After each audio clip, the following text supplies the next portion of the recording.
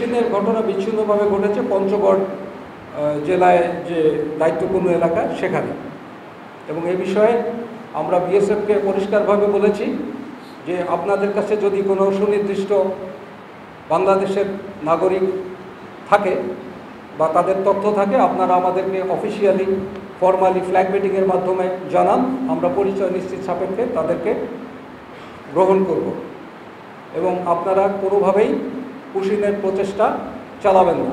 আসন্ন ঈদুল আজহাকে কেন্দ্র করে সীমান্ত দিয়ে গরু চোরাচালান এবং চামড়া পাচার রোধে দায়িত্বপূর্ণ সীমান্তে রংপুর রিজিয়নের আওতাধীন ঠাকুরগাঁও সেক্টরের অধীনস্থ 56 বিজিবি কঠোর অবস্থানে রয়েছে।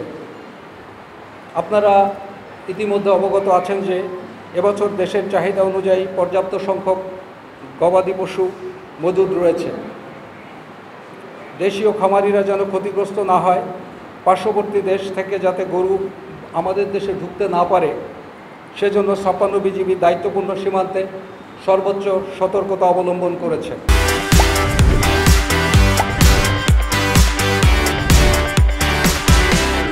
একইভাবে ঈদের পর কোরবানির চামড়া যাতে সীমান্ত দিয়ে পাচার হয়ে যেতে না পারে, সেজন্য সীমান্তের সর্বোচ্চ সতর্ক অবস্থায় রয়েছে ঠাকুরগাঁও সেক্টর এবং 56 বিজিবি। ঈদের দীর্ঘ ছুটিতে দেশের জনগণ যাতে নির্বিঘ্নে পবিত্র ঈদুল আজহা উদযাপন করতে পারে, সেজন্য বিজিবির সদস্যরা সীমান্তের অতন্দ্র প্রহরী হিসেবে নিরাপত্তা বিধান, দেশের অভ্যন্তরীণ আইন শৃঙ্খলা রক্ষা এবং ঈদ জামায়াতের নিরাপত্তা বিধানে সদা সচেষ্ট এবং সদা তৎপর থাকবে। আপনারা জানেন, সাম্প্রতিককালে সীমান্ত দিয়ে পুশিন প্রতিরোধে রংপুর রিজিয়ন, ঠাকুরগাঁও সেক্টর তথা 56 বিজিবি সীমান্তে কঠোর নজরদারি ও টহল তৎপরতা বৃদ্ধির পাশাপাশি সীমান্তবর্তী সাধারণকে সাথে নিয়ে সর্বোচ্চ সতর্ক অবস্থানে রয়েছে। যথাযথ প্রক্রিয়া অনুসরণ না করে পুশিন করায় বিজিবি নিয়মিতভাবে বিএসএফের সাথে বিভিন্ন পর্যায়ে পতাকা বৈঠকের মাধ্যমে